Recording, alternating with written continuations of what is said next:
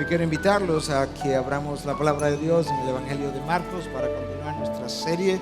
Marcos 8, vamos a estar leyendo una porción extensa del texto, pero estos textos son narrativos de eventos que ocurren un día y de esa manera entonces nosotros quisiéramos abordarlos.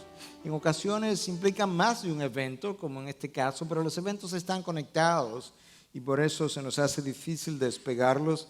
Y hoy vamos a estar cubriendo desde el versículo 1 hasta el 21, aunque probablemente la semana que viene volvamos a visitar 2 o 3 versículos del texto que vamos a leer hoy. Comenzando en el versículo 1 del capítulo 8 de Marcos. En aquellos días, cuando de nuevo había una gran multitud que no tenía qué comer, Jesús llamó a sus discípulos y les dijo: tengo compasión de la multitud porque hace ya 3 días que están conmigo y no tienen que comer. Y si los despido sin comer a sus casas, desfallecerán en el camino, pues algunos de ellos han venido de lejos. Sus discípulos les respondieron: ¿dónde podrá alguien encontrar lo suficiente para saciar de pan a estos aquí en el desierto? Y él les preguntó: ¿cuántos panes tenéis? Y ellos respondieron: 7. Entonces mandó a la multitud que se recostara en el suelo, y tomando los 7 panes y después de dar gracia los partió y los iba dando a sus discípulos para que los pusieran delante de la gente, y ellos los sirvieron a la multitud. También tenían unos pocos pececillos y después de bendecirlos mandó que estos también los sirvieran. Todos comieron y se saciaron y recogieron de lo que sobró de los pedazos 7 canastas. Los que comieron eran unos 4,000 y los despidió. Y subiendo enseguida a la barca con sus discípulos fue a la región de Dalmanuta. Entonces salieron los fariseos y comenzaron a discutir con él, buscando de él una señal del cielo para ponerle a prueba. Suspirando profundamente en su espíritu, dijo: ¿por qué pide señal esta generación? En verdad os digo que no se le dará señal a esta generación. Y dejándolos se embarcó otra vez y se fue al otro lado. Se habían olvidado de tomar panes y no tenían consigo en la barca sino solo un pan.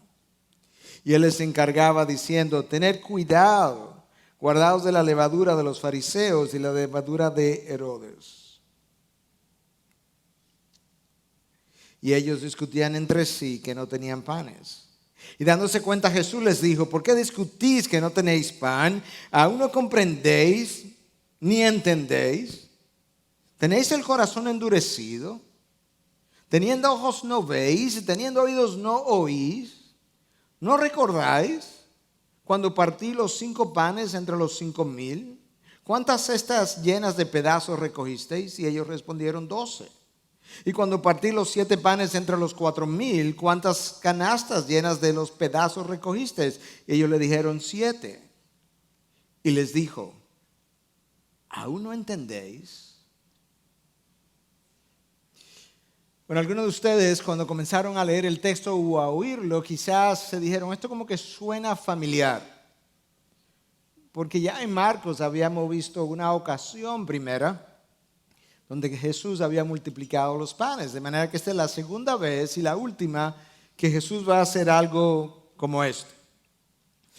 Entre un pasaje y otro hay similitudes y hay diferencias. Y esas similitudes ha hecho que algunos académicos piensen que Marcos simplemente está relatando 2 veces un mismo suceso. Pero la realidad es que las diferencias son mucho más significativas que las similitudes, y al final del texto el mismo Cristo se encarga de comparar ambos eventos. ¿Cuántas cestas recogisteis cuando me dieron 5 panes y yo lo multipliqué? Bueno, 12, Señor. ¿Y cuántas canastas recogisteis ahora cuando alimenté a los 4,000? Bueno, Señor, 7. De manera que yo creo que queda más o menos claro, por lo menos para mí, que ciertamente estos representan 2 eventos distintos. Pero yo creo que vale la pena comparar el uno y el otro para ver esas diferencias, ver esas similitudes y a la vez preguntarnos o permitir que Dios nos pregunte a nosotros: ¿qué estás percibiendo como enseñanza para ti en el día de hoy? El primer milagro de la multiplicación de los panes, donde habían 5,000 hombres, es relatado en Marcos 6. Este está en Marcos 8. En ambas ocasiones, la localidad era el desierto. Un lugar donde no había nada, no había lugar de donde poder proveer alimentación para esta multitud. En el primer caso, Jesús había estado ministrando en territorio hebreo o judío. En este caso, aunque no está completamente claro, pero la mayoría de los académicos concluyen que lo más probable es que él está todavía en Decápolis. No hay ninguna mención distinta entre cuando él estaba en Decápolis y este milagro que acaba de ser leído o descrito. De manera que la mayoría asume que él todavía está en territorio gentil. Y eso también nos establece otra diferencia. Y si ese es el caso, quizás Jesús está tratando de comunicar que los gentiles también serían parte de este plan de redención, como efecto así era. O quizás estaba tratando de comunicar que de la misma manera que el pueblo hebreo estaba siendo alimentado por él física y espiritualmente, el pueblo gentil tenía que ser alimentado física y espiritualmente por igual. Quizás. En el primer milagro, Jesús los ve a la multitud y tiene compasión, pero ocurre al final de un día. Habían estado con él por un solo día. En este caso, el texto nos dice que habían estado con él por 3 días. En el primer caso, la alimentación ocurre al final del día. En este caso, ocurre al final de 3 días de estar con él y de ministración. Y ciertamente nos parecería un tanto extraño que pueda haber una multitud tan grande como 4,000 personas que pudieran estar con el maestro por 3 días consecutivos. Y ciertamente estas son cosas extraordinarias. Y cuando tú lees la historia de los avivamientos, cosas como esas han ocurrido. Cosas un tanto extrañas que uno no se la explicaría de manera ordinaria, pero cosas milagrosas han ocurrido, como comenzar un servicio un domingo en la mañana, como estamos iniciando hoy, común y corriente, y no terminar hasta el miércoles siguiente. Eso ha ocurrido más de una vez. 24 horas al día, las puertas abiertas, gente presente, gente predicando, gente enseñando, gente adorando, gente cantando, gente dando testimonio. De manera que esto es extraordinario, pero no es exclusivo el hecho de que cuando Dios se desborda, tú veas la iglesia llena, actividades múltiples, la gente no la puedes parar, la gente asistiendo y queriendo ser alimentada. En el primer caso se nos habla de que habían 5,000 hombres y la palabra usada ahí es hombres para referirse a varones, de manera que posiblemente habían 8 o 10,000 personas contando, imaginándonos la presencia de mujeres y niños o adolescentes jóvenes. En este caso el texto dice que habían 4,000 personas, no usa la palabra varones, sino personas, de manera que esto es una multitud grande, pero quizás un poco más pequeña que la anterior. La vez primera Jesús mandó a la gente a sentarse o recostarse sobre la grama. En este caso Él les dice que se acuesten sobre el suelo. Aparentemente en aquella ocasión había un lugar de grama donde estaban. En esta ocasión quizás era un simple tierra. Por otro lado, en la primera ocasión Jesús los manda a agruparse en grupos de 100 y de 50. En esta ocasión no hay instrucciones de ese tipo. En Marcos 6, Jesús pide o pregunta, hace un inventario de lo que hay en mano y ellos le traen 5 panes y 2 peces.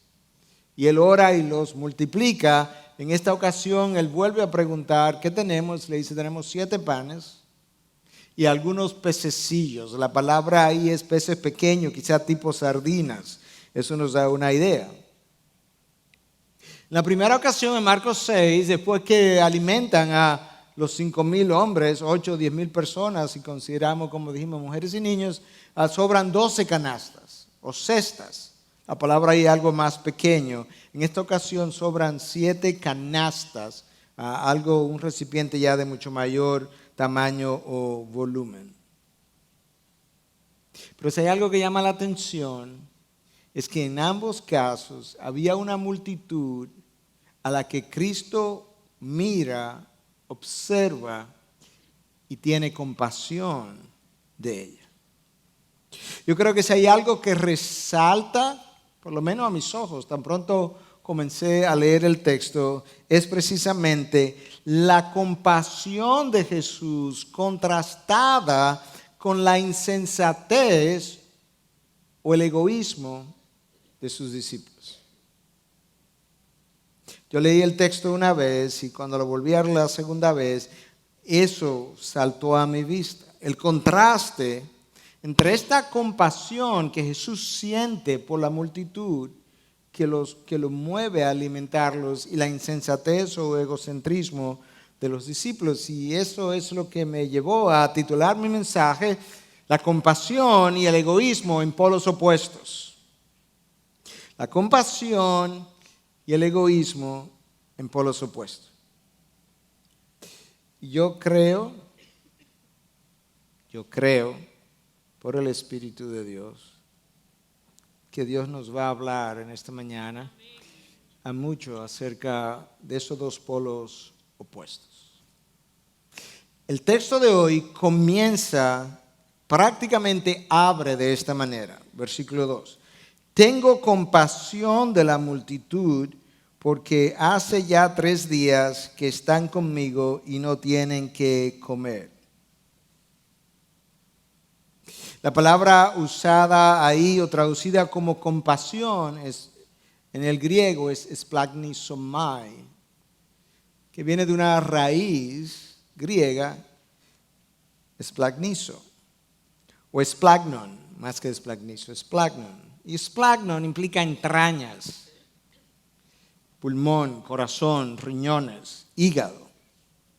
De tal forma que en el lenguaje original lo que el autor está tratando de transmitirnos es que lo que Jesús siente es algo profundo del interior de sus entrañas por la multitud que él está viendo.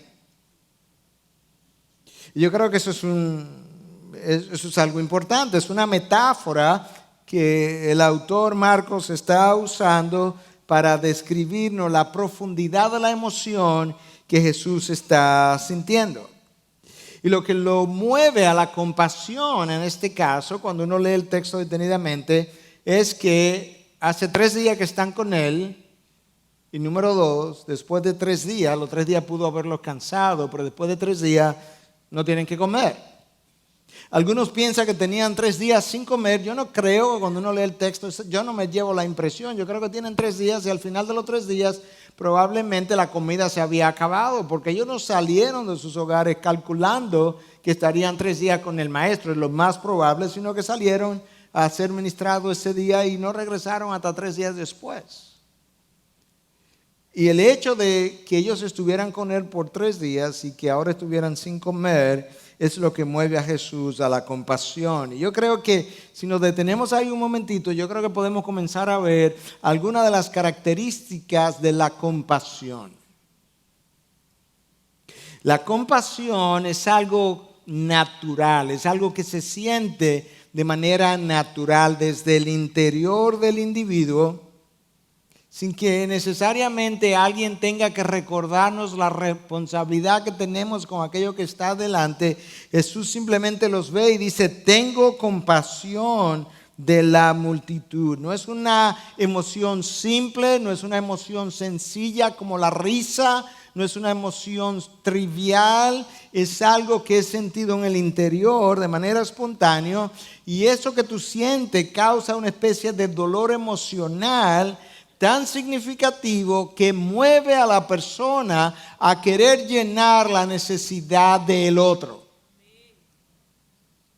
No es simplemente reconocer la necesidad del otro, no es simplemente incluso sentir el dolor, es sentir un dolor hasta el punto que tú te sientes movido a querer llenar esa necesidad, aunque en ocasiones quizás no lo pueda hacer porque a lo mejor es un reporte televisivo que estás viendo, pero tú quisieras poder hacerlo. Y eso es lo que tú ves en Jesús. Es algo que te mueve. Y te mueve por lo que sientes, no como una responsabilidad, porque a veces nosotros hemos ido a llenar una necesidad, pero es más bien porque hemos hecho un análisis mental que esta es mi responsabilidad. Fulano, ¿y por qué tú vas a hacer eso? Bueno, es que es mi responsabilidad. Bueno, yo no digo que no. En lo que la compasión llega, yo tengo que ser movido por otra cosa.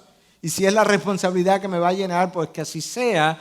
Pero Dios nos está llevando, queriendo llevar a un lugar donde yo sea movido más que por la responsabilidad, por el sentido de compasión. Y si yo divido esa palabra, yo creo que eso es una buena palabra para recordarme que debo hacerlo con pasión.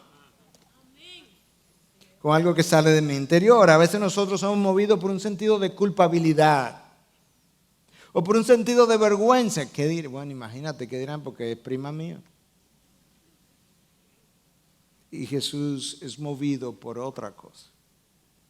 Entonces lo primero es que la compasión es una emoción natural que surge, que me causa un dolor emocional que me mueve o me hace querer hacer algo por el otro. Yo creo que quiero pausar ahí un momentito para que tú puedas hacerte una pregunta y puedas seguir reflexionando conmigo a lo largo de todo el mensaje. ¿Cuándo fue la última vez que tú sentiste o experimentaste dolor hacia alguien que no era tu esposo, tu esposa, tus hijos, porque estaba en necesidad y que tú fuiste movido a querer llenar esa necesidad?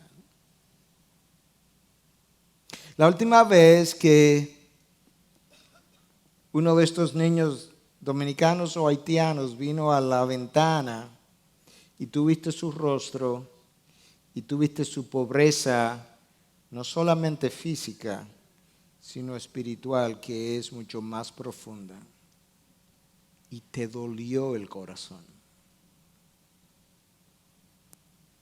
¿Cuándo fue? Preguntémonos eso. Preguntémonos cuál sería la reacción de Jesús en el volante ante estos rostros que se acercan frente a frente al vidrio nuestro. ¿Sería preocupación porque me van a ensuciar el vidrio? ¿O sería compasión por querer hacer algo por ellos? Pastor, yo quisiera tener más compasión. Bueno, la compasión es el reflejo externo del amor interno que yo tengo por el otro. La compasión es el reflejo exterior del amor interno que yo tengo por los demás. Jesús amó a las personas, amó a las multitudes y por tanto cuando las veía era movido con compasión hacia ellas. En segundo lugar, la compasión, dijimos que es una emoción profunda, interior, que me produce un dolor emocional que me lleva a querer hacer algo, pero en segundo lugar, la compasión, para yo poderla sentir, yo tengo que estar centrado en el otro. Jesús dice, tienen 3 días conmigo. Jesús pudo haber pensado, bueno, tienen 3 días conmigo, pero ¿qué tú esperas? Yo soy Dios, hecho hombre, lo menos que pueden hacer es pasar tiempo conmigo. Es que yo me lo merezco. Imagínate que alguien se hubiera quejado y hubiese dicho, maestro, pero tenemos 3 días contigo ya. Jesús pudo haber dicho, ¿tú quieres pasar la eternidad con Dios y estás quejando de 3 días? Pero eso no es lo que él siente. Él es capaz de identificarse con la necesidad física, temporal, del momento y decir, discípulos, tienen 3 días conmigo. Él está preocupado por el estado de la multitud 72 horas después. Y la razón por la que él está preocupado es porque él no está centrado en lo que él es, Dios, como verdaderamente lo era, sino que su mente está centrada en el otro. Para yo experimentar compasión, yo tengo que salirme de mí mismo y poderme centrar en el otro. En tercer lugar, yo tengo que estar tan centrado en ese otro que yo me percato de las necesidades que él o ella tiene. Y Jesús dice, no solamente tienen 3 días conmigo, es que ya me percaté que tienen hambre. Ya o escuché o vi a gente que está desfalleciendo y algo tenemos que hacer. Eso es otra de las características de la compasión, que no simplemente se centra en el otro en el sentido de que, wow, sí, es verdad, ya tienen 3 días, están cansados, sino que piensa cuál es el resultado de los 3 días con el maestro y dice, bueno, también es que tienen hambre y tenemos que hacer algo. Y en cuarto lugar, la compasión toma en cuenta las consecuencias que el otro podría sufrir si yo no hago algo. Escucha lo que Jesús dice en el versículo 3. Y si los despido sin comer a sus casas, desfallecerán en el camino, pues algunos de ellos han venido de lejos. Jesús se percata de los 3 días, se percata de la falta de pan y al mismo tiempo ha podido llegar a la conclusión, ha podido calcular, si no hacemos algo, aquí hay un peligro y es que es posible que en el camino algunos desfallezcan. Porque algunos han venido de tan lejos y ahora se van con hambre y cansados. Imagino que no durmieron mucho tampoco, porque a la intemperie en el piso. La compasión es sensible, es considerada, ve la necesidad humana, la quiere llenar y considera las consecuencias de él no llenarlas. Eso es lo que vemos en Jesús. La respuesta de Jesús fue la de la compasión, la respuesta de los discípulos fue de preocupación y de cierto temor. Escucha en el versículo 4, sus discípulos le respondieron, ¿dónde podrá alguien, no nosotros, alguien, encontrar lo suficiente para saciar de pan a estos aquí en el desierto? En caso de que tú no te hubieses percatado, maestro, estamos en el desierto. Además hay que encontrar a alguien que pueda hacer eso. La preocupación de los discípulos siempre fue por el aquí y el ahora, el aquí y el desierto. Por eso no podían ver ni recordar lo que el maestro había hecho o estaba haciendo o estaba a punto de hacer. Su mente siempre estuvo en lo conveniente. Y eso es uno de nuestros problemas. Cuando alguien nos llama, nos pide un favor, a veces tardamos en responder porque yo estoy catalogando en mi mente todas las inconveniencias que eso me va a causar.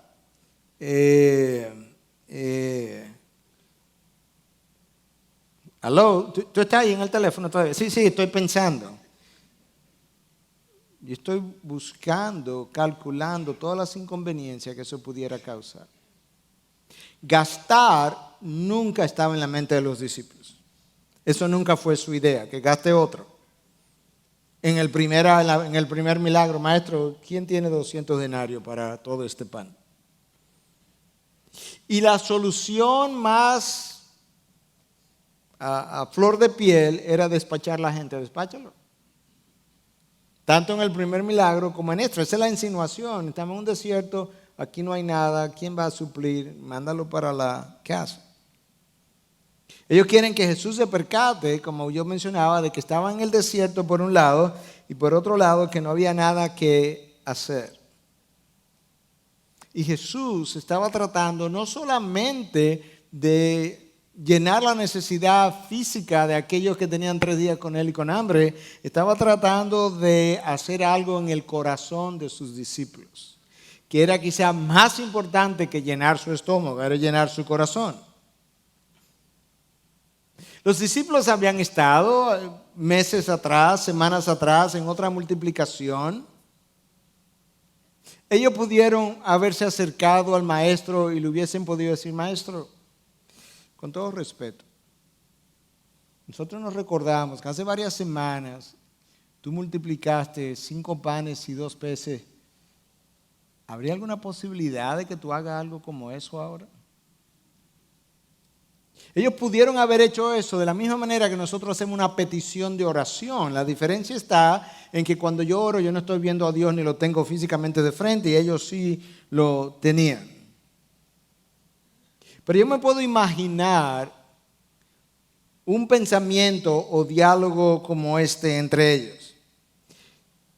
Mejor quedémonos callados, porque si a Jesús se le ocurre multiplicar los panes otra vez, aquí va a haber que sentar la gente, va a haber que repartir a 4,000. ¿Sabes lo que son 4,000 personas? Para después entonces comenzar a recoger todo lo que sobre en canasta. ¿Te acuerdas de la otra vez? Ellos seguro que están cansados, mejor que se vayan para la casa. Además, a la gente hay que enseñarles responsabilidad. ¿Quién los manda? Si el Señor se pone a multiplicarle pan otra vez, se van a acostumbrar. Y la gente no se puede acostumbrar a eso. Por eso que a mí no me gusta ayudar a nadie. ¿Suena familiar?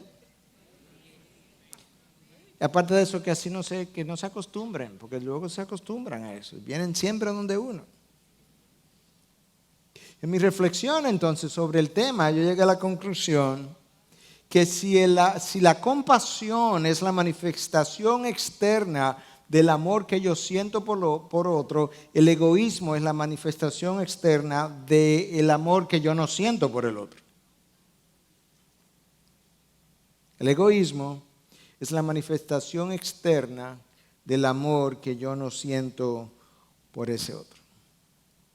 El egoísta se ama a sí mismo. Nosotros nacemos todos con egoísmo, diferentes grados. En la manera en que a mí me crían, eso alimenta mi egoísmo o debilita mi egoísmo. Nuestra cultura latina, romántica, emocional, centrada en los muchachos, cultiva el espíritu egoísta en nuestros hijos. Al proveérselo todo y ayudarle a sentirse merecedores de lo provisto. El egoísta se ama a sí mismo, pero de una manera pecaminosa. Dios entiende que debe haber un amor propio sano y santo cuando Él dice, ama a tu prójimo como a ti mismo. Pero el egoísta no se ama de esa manera. Él se ama de manera pecaminosa, de tal forma que en su consideración de hacer algo, el otro o no entra o entra en tercero y cuarto y quinto lugar. El egoísmo no se inmuta ante la necesidad del otro. El egoísmo no tiene sentido de urgencia. No, pero tampoco es así, no hay que ir tan rápido. Él no tiene sentido del tiempo. El egoísmo piensa más o menos como esto. El maestro dice que tienen 3 días con él. Eso no es mi problema. Nadie lo mandó, ellos se pudieron haber ido. Nadie lo tiene aquí retenido obligadamente. De hecho, mira, fulano y fulano se fueron. ¿Por qué ellos no se fueron? ¿O quién los mandó? Yo no los obligué. En último caso, es el problema de Jesús. ¿Quién lo manda a hablar tanto? Si él no hubiese hablado tanto, ya al final del día, del primer día, lo despacha. Ellos tienen que aprender. Ellos tienen que aprender a irse más a tiempo y el maestro tiene que aprender a hablar un poco menos. Digo, sus enseñanzas son muy buenas y muy profundas, pero él lo puede mandar y seguir al otro día. Yo me imagino conversaciones, pensamientos como esos, porque nosotros tenemos pensamientos y conversaciones como esas, yo le he oído. Para ello no hay ninguna solución posible. Y Jesús dice, ok, ¿qué es lo que tenemos? 7 panes y unos pececillos. Bueno, pues tráemelo. ¿Tú crees realmente que Jesús necesitaba los panes para alimentar a esa gente? Claro que no. Él de 7 panes produjo panes para 4,000 personas sin harina. Y abrió su boca y creó el universo. Él no necesita esos 7 panes. Lo que sí Jesús está tratando de enseñarnos es que en la relación que yo tengo con Dios hay una parte que a mí me toca hacer, hay una cosa que a mí me toca dar. Hay algo que yo tengo que compartir y entonces después de eso Él está dispuesto a hacer lo que solamente Él puede hacer. De manera que tenemos que ver qué es lo que hay de inventario, qué es lo que ustedes van a aportar en su esfuerzo para entonces yo con eso hacer lo que ustedes no podrían hacer. Y como no lo pueden hacer, no le toca a ustedes hacerlo. Me toca a mí hacerlo. Y eso es parte de lo que tú ves aquí. Jesús los manda a acostar en el suelo. La primera ocasión había grama alrededor, Jesús da gracias después de los panes y luego manda a buscar los pececillos y da gracias después de los pececillos.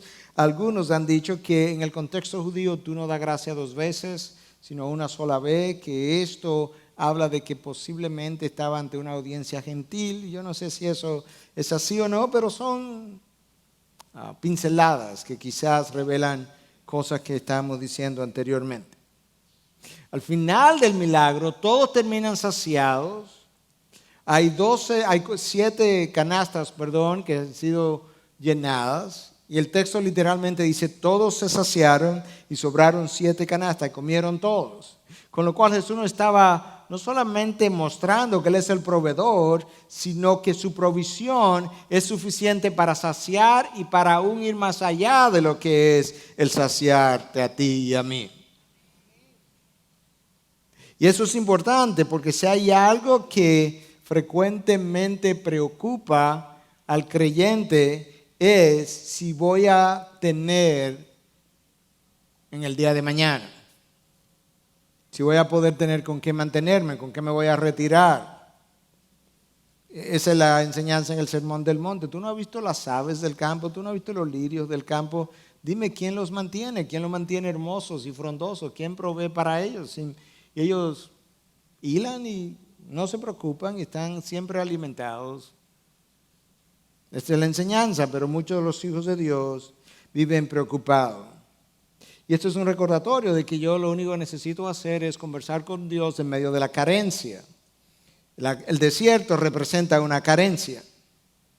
Con frecuencia, cuando yo oigo a un hijo de Dios atribuir su situación económica a la situación económica del país, una y otra vez yo vuelvo y digo, él no entiende a su Dios o no conoce a su Dios.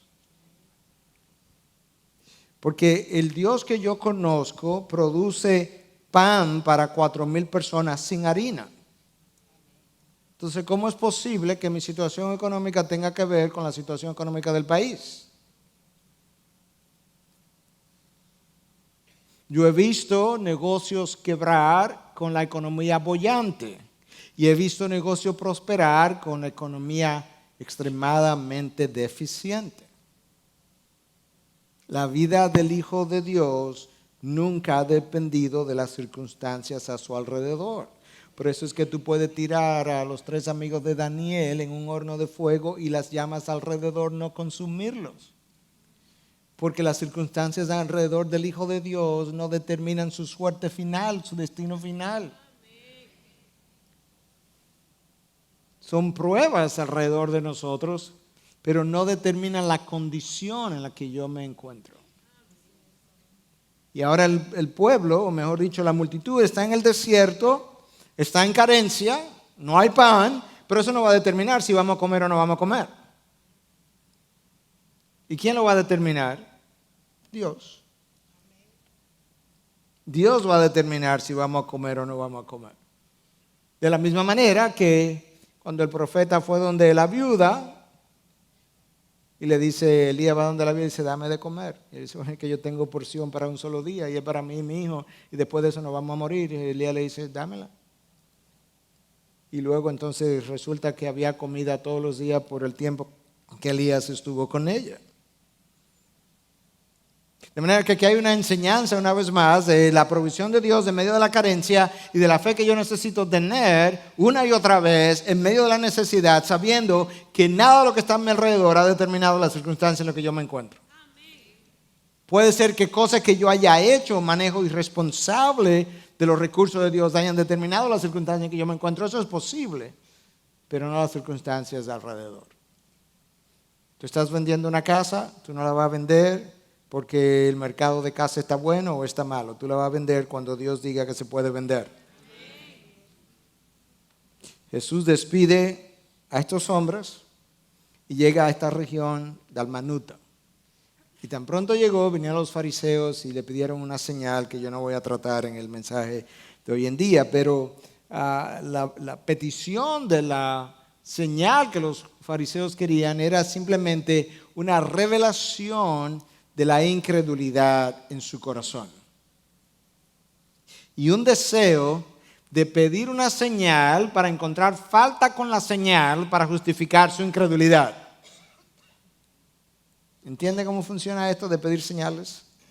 Dame una señal para yo encontrar falta con la señal para entonces justificar mi incredulidad. Jesús abandona ese lugar de Dalmanuta, se monta en la barca otra vez y se va con sus discípulos. Lo que él no, bueno, él sí lo sabía porque era Jesús, pero lo que los discípulos no se estaban percatando, quizás nosotros no nos percatamos si no leemos con detenimiento, es que cuando Jesús se monta en la barca otra vez, se embarca para irse al otro lado, él no estaba dejando la incredulidad con los fariseos, la incredulidad se montó con él.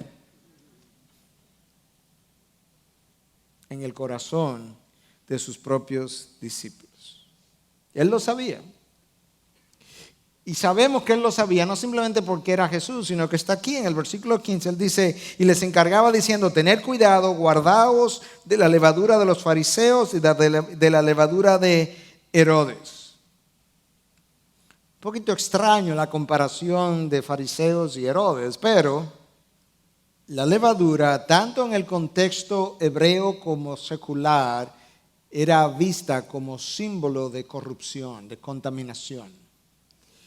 Y él, conociendo lo que estaba en el interior del corazón de sus discípulos, le dice, guardaos de la levadura, de la corrupción, de los fariseos y de Herodes.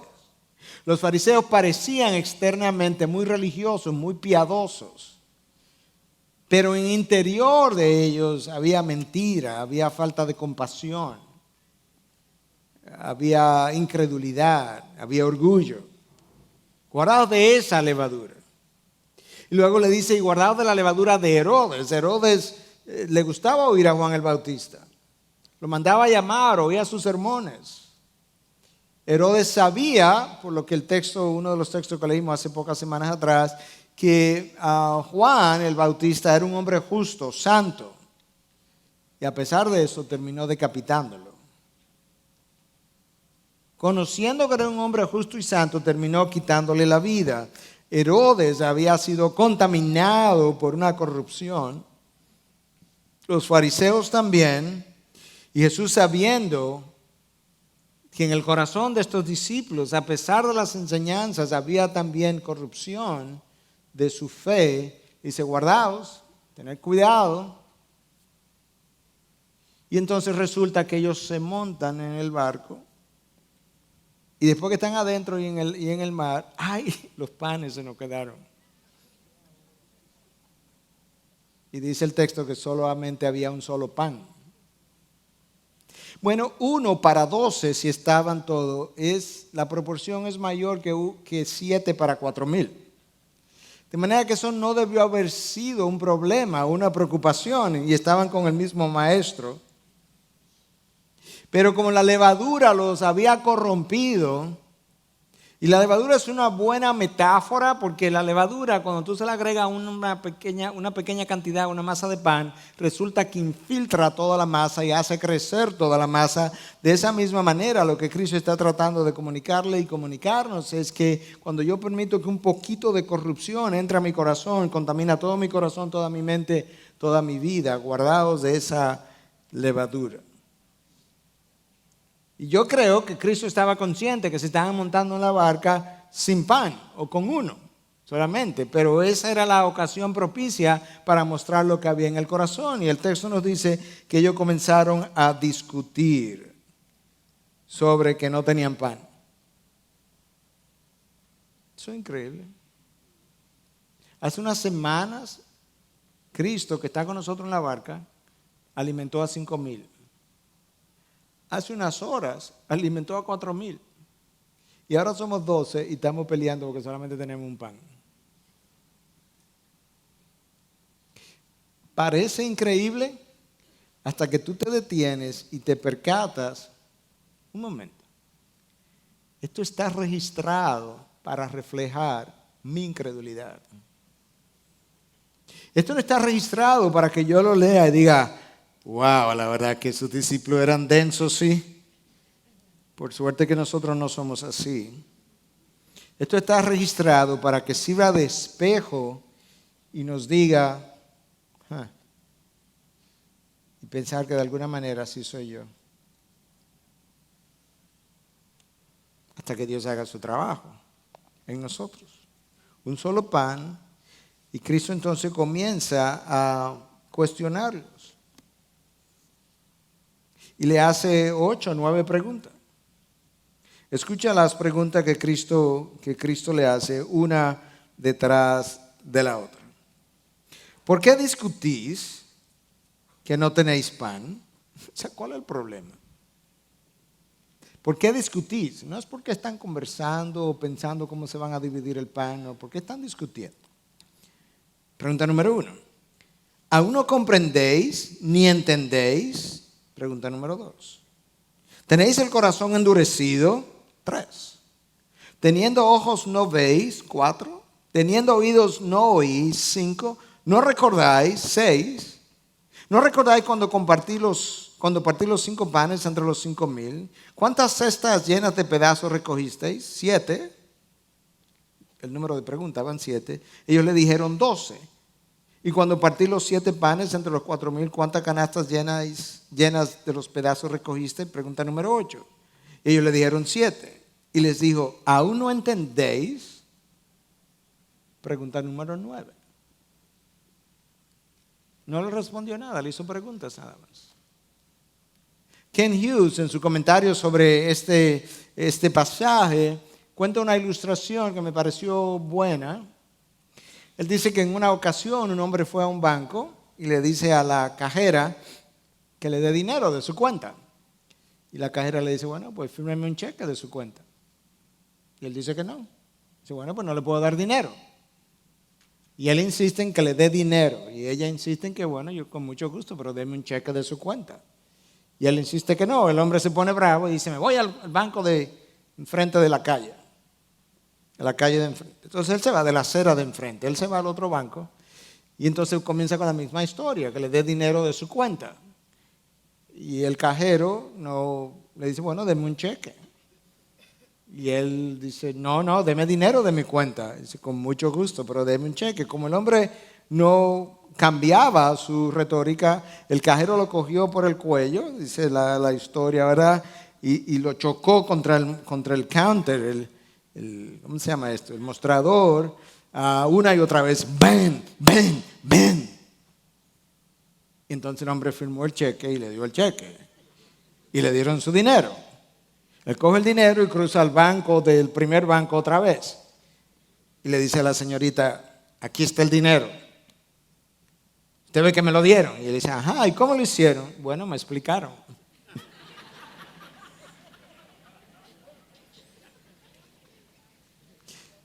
Ken Hughes dice que cuando Cristo hizo estas preguntas, es más o menos como esto. ¿Por qué discutís que no tenéis pan? ¡Bam! ¿Aún no comprendéis ni entendéis? ¡Bam! ¿Tenéis el corazón endurecido? ¡Bam! Teniendo ojos no veis, ¡pam! Y teniendo oídos no oís, ¡bam! Yo creo que una buena ilustración de en ocasiones qué es lo que se requiere. Tienen que banguearnos. ¡Bam, bam, bam, bam, bam! Como para... Y Cristo lo deja con esa última pregunta. ¿Aún no entendéis? Vamos a verla rápidamente, alguna de esas preguntas. ¿Por qué discutís?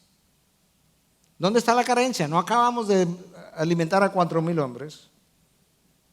No estaban conmigo, no estoy yo con ustedes. No vieron lo que soy capaz de hacer. Pero discutían por su egocentrismo. Ellos estaban centrados en ellos mismos. Sabrá Dios si ese solo pan lo tenía uno de ellos. Cuidado con Pedro, que se lo come todo. Sabe que Pedro come mucho. Y entonces genera disputa. Y genera disputa porque el egoísmo siempre reclama lo suyo. Siempre está más pendiente de lo que es de él o lo que es su necesidad, de lo que es la necesidad del otro. El egoísmo reclama lo suyo independientemente delante de quién esté. Esto está pasando delante del maestro, porque si esperaran que el maestro se retirara para comenzar su discusión, pero no, ellos comenzaban la discusión enfrente de él. Habían perdido hasta el respeto, porque el egoísmo es así, no importa delante de quién esté, hace su reclamo. Y el egoísmo está tan centrado en el aquí, en el ahora y en el yo, que él se le olvida lo que Dios hizo en el pasado. Y los 5,000 panes, la multiplicación de los panes con los 5,000 alimentados, los 5,000 hombres, a ellos se les había olvidado, porque en su egocentrismo estaban centrados en la necesidad de ahora en la barca, ahora que yo tengo hambre, el presente y el pasado lo habían olvidado. Cristo le dice, no comprendéis ni entendéis, es que la luz que yo he compartido con ustedes a lo largo de mi enseñanza no ha sido capaz de disipar las tinieblas de su mente, la oscuridad de su mente, todavía permanecen embotados.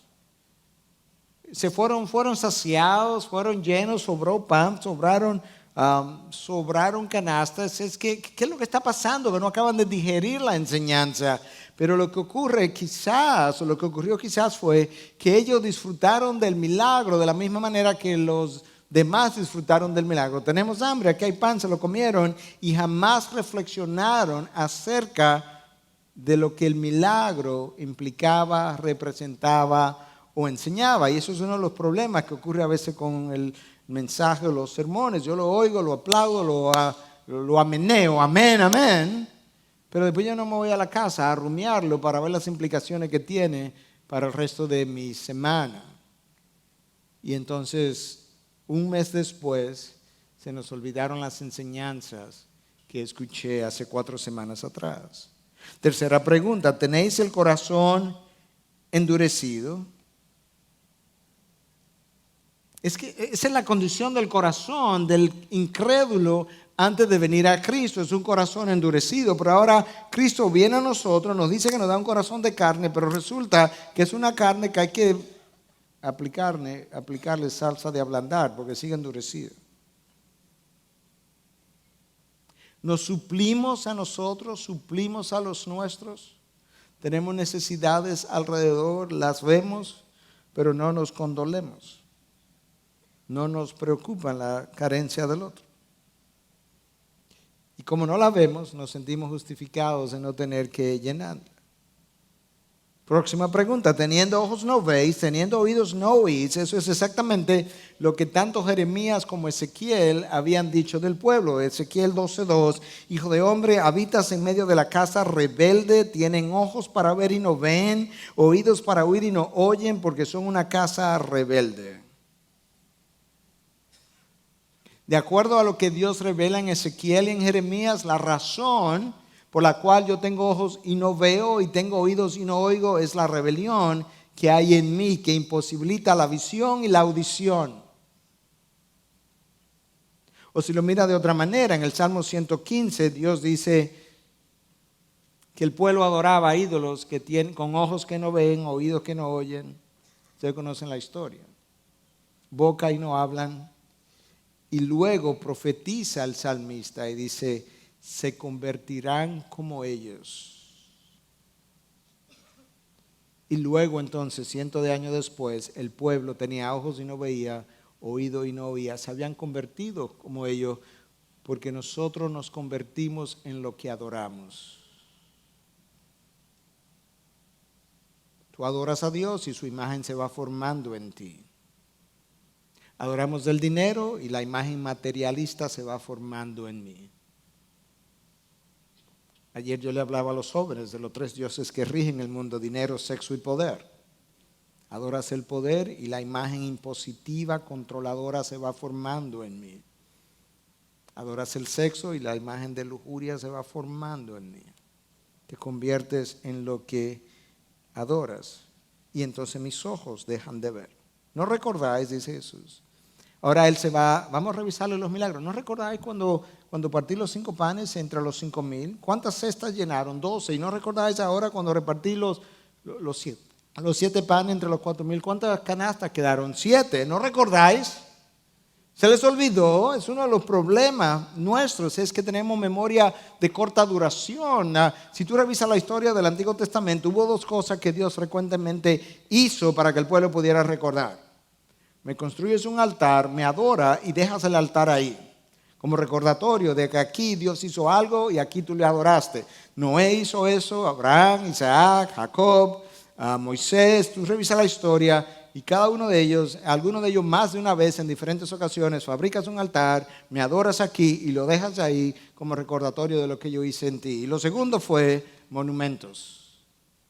Cruzaron el Jordán, sácame 12 piedras del fondo del río, sácala y colócala aquí del otro lado en la tierra prometida como monumento y para que recuerde lo que Dios hizo por ti, te cruzó a través del Jordán. La comunión que nosotros celebramos es exactamente eso, es un recordatorio continuo de la obra en la cruz, la muerte y resurrección de Cristo en favor nuestro, para que jamás se nos olvide. Porque la criatura tiene una tendencia a la memoria selectiva. Y escucha entonces la última pregunta de Jesús, versículo 21.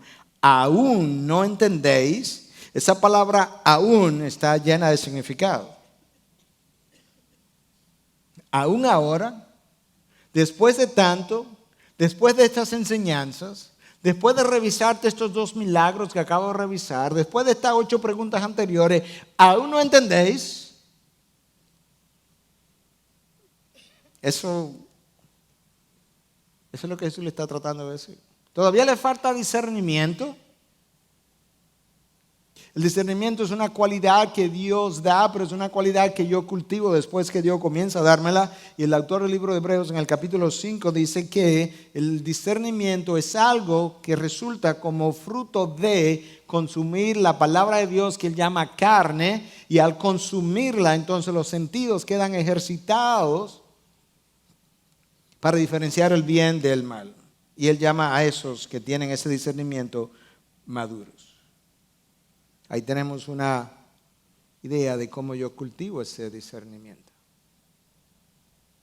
Mira si estaban embotados de manera recurrente que cuando Jesús realiza la primera multiplicación de los panes, ocurre que Él multiplica los panes, se montan en la barca, Él monta a los discípulos en la barca, Él se va a la montaña a orar, se comienza la tormenta, Él se aparece en la madrugada caminando sobre las aguas, eventualmente entonces se monta en la barca, calma la tormenta. Ellos entonces dicen, verdaderamente tú eres el Hijo de Dios. Y escucha el comentario de Marcos 6. Y ellos estaban asombrados de que Cristo estuviera caminando sobre las aguas y calmando la tormenta, porque no habían entendido lo de los panes, sino que su mente estaba embotada. No habían entendido lo de los panes. Si lo hubieran entendido, el que Cristo caminara sobre las aguas y calmara la tormenta hubiese sido algo como, wow, claro, porque Él es Dios y está cuidando de nosotros. Él estaba cuidando cuando carecíamos de pan, pero como no lo habían entendido, ellos estaban asombrados otra vez y ahora no habían entendido este milagro. Los discípulos eran densos, pero a pesar de lo denso que eran, yo veo la compasión de Jesús hacia la multitud y la veo hacia sus discípulos. ¿Sabes qué? Él no dejó de trabajar con ellos, no dejó de amarles, no dejó de viajar con ellos, no dejó de enseñarles, de manera que tú puedes ver que la compasión de Jesús continúa a lo largo del camino a pesar de los infortunios de sus discípulos. Y luego nosotros somos llamados a imitar esa misma compasión. Dios es calificado en la palabra de Dios una y otra vez, sobre todo en el Antiguo Testamento. Si tú quieres conocer el carácter de Dios, tú tienes que sumergirte en el Antiguo Testamento. Entonces, no otra parte de la Biblia donde el carácter de Dios salga a relucir de una manera más extraordinaria como la revelación del Antiguo Testamento.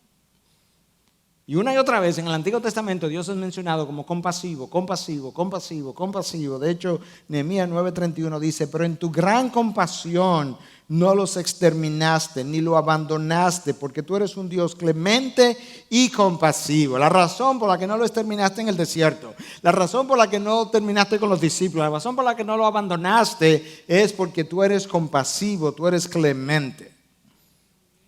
Pero luego el salmista me dice en el Salmo 37:21 que el justo es compasivo. De manera que a nivel humano hay una compasión que nunca será equivalente a la de Dios, pero que de acuerdo a lo que el salmista revela, se supone que yo debo de adquirir de Dios y desarrollar por medio de la gracia de Dios.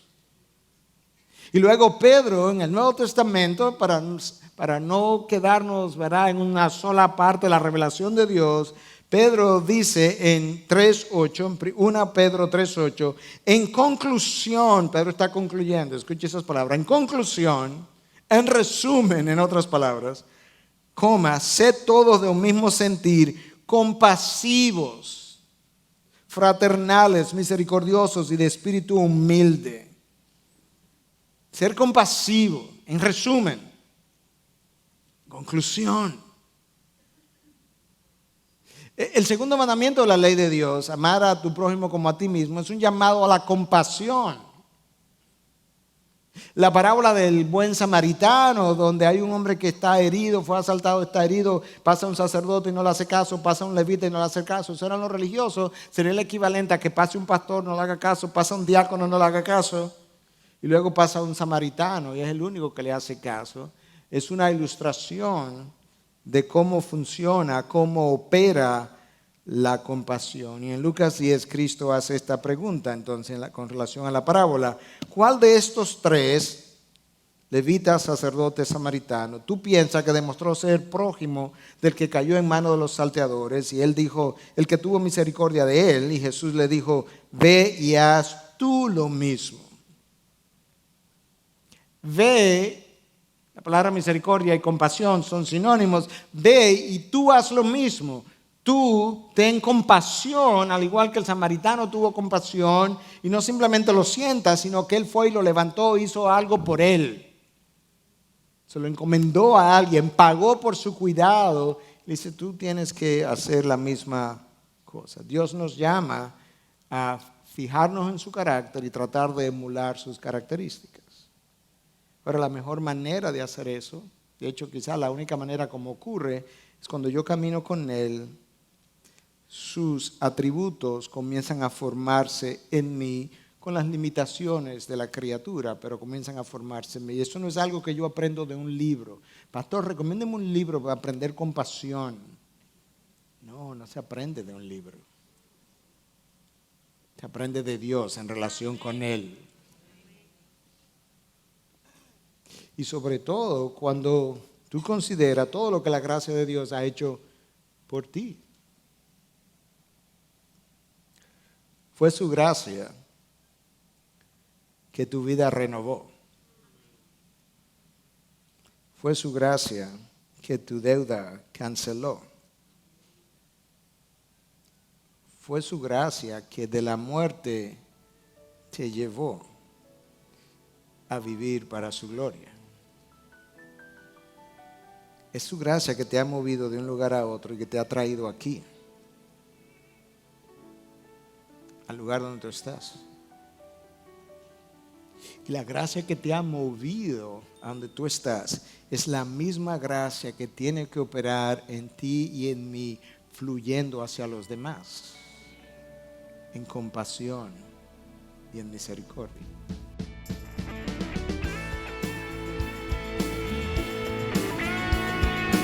Esta es una producción que llega hasta ustedes gracias a los aportes de individuos y empresas comprometidos con la defensa de la fe. Para más información, preguntas y comentarios, visite nuestra página de internet www.integridadisabiduría.org. En esta página encontrará información sobre la producción de este y otros recursos que ponemos a su disposición, como también las formas en las que usted puede contribuir con la producción de programas como estos. Les invitamos nuevamente a visitar nuestra página de internet www.integridadysabiduría.org. Será hasta la próxima, cuando nos reencontremos en su palabra.